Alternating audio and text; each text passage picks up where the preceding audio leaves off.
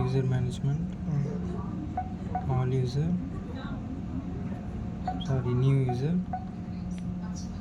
அதில் வந்து நேம் வந்து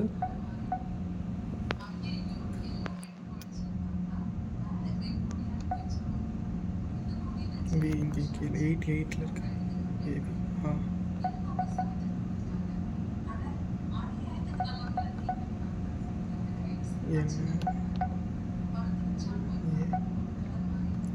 எஸ்கெச் வச்சு எக்ஸோர் இருக்கு.